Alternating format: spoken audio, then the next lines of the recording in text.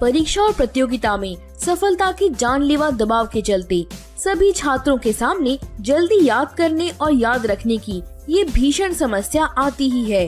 अधिकतर छात्र अक्सर ये शिकायत करते हैं कि मुझे याद नहीं होता, या मैं याद तो कर लेता हूँ मगर लिखते समय भूल जाता हूँ, या घर पर तो सही लिख लेता हूँ मगर परीक्षा में गलती हो जाती है, या मैं ये नहीं जान पाता कि जो मैं जानता हूँ उसे कैसे बताऊँ, या कहाँ से लिखना या बोलना शुरू करूँ।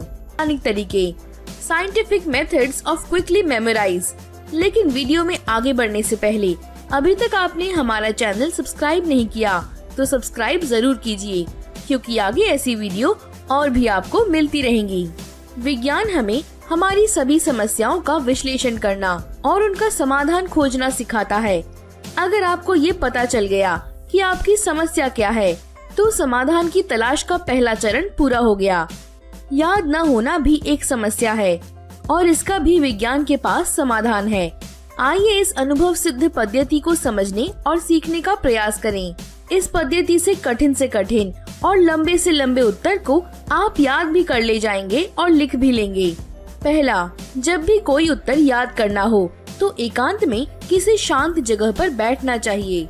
दूसरा, याद करते समय हमारा दिमाग पूरी तरह से ठंडा होना चाहिए। उस समय किसी तरह की हड़बड़ी, परेशानी, उथल पुथल, तनाव, चिंता, दुख या क्रोध नहीं होना चाहिए। तीसरा, जिस उत्तर को जल्दी याद करना है उसे रटना नहीं चाहिए।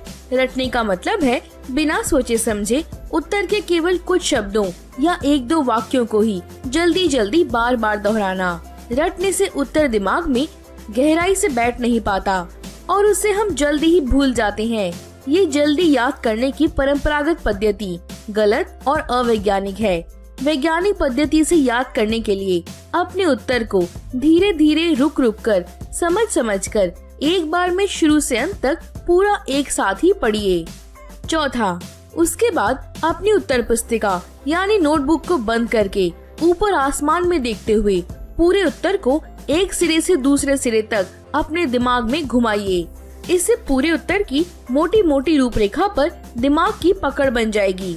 पांचवा, इन दोनों क्रियाओं को कुल 5 बार एक साथ ही दोहराइए, अर्थात 5 बार पूरे उत्तर को धीरे धीरे समझ कर पढ़िए और फिर उत्तर पुस्तिका को बंद करके दिमाग में पूरे उत्तर को घुमाइए। छठा, अब पूरे उत्तर को बिना नकल मारे जल्दी जल्दी तेज रफ्तार से लिखिए। लिखने के दौरान उत्तर के बीच बीच में कोई चीज भूल जाए तो उसके लिए खाली जगह छोड़ते चले जाइए। इस तरह से पूरा उत्तर लिख डालिए और तब घड़ी देखिए और उत्तर लिखने में लगा समय नोट कर लीजिए।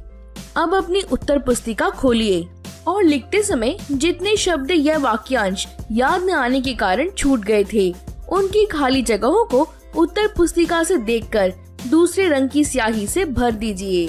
सातवां, अब एक बार और अपने पूरे उत्तर को दिमाग में घुमाकर नए पन्ने पर समय नोट करके लिख डालिए। इस तरह आप अपने प्रयोग के अंत में देखेंगे कि आपको न केवल उत्तर याद हो गया बल्कि आपका आत्मविश्वास भी बढ़ गया। और जब एक बार आत्मविश्वास पैदा हो गया तो फिर तो कोई भी उत्तर आपके लिए बड़ा या कठिन लगेगा ही नहीं। यदि आप इस प्रयोग से संतुष्ट और प्रसन्न होते हैं तो हमारा निवेदन है कि अपने आसपास के लोगों को भी इसे सीखने के लिए प्रोत्साहित कीजिए। अधिक से अधिक छात्रों और विद्यालयों तक इसे पहुंचाने के काम में मेरी सहायता कीजिए। इसको सीखने में अगर आप कोई दिक्कत महसूस करते हैं तो आपकी सहायता करने के लिए आपके लिए बहुत ही यूजफुल और हेल्पफुल रहेगा। अगर ये वीडियो आपको पसंद आया हो तो इस वीडियो को लाइक कीजिए और अपने दोस्तों को शेयर कीजिए और अंत में इस चैनल को सब्सक्राइब करना ना भूलें। थैंक यू दोस्तों।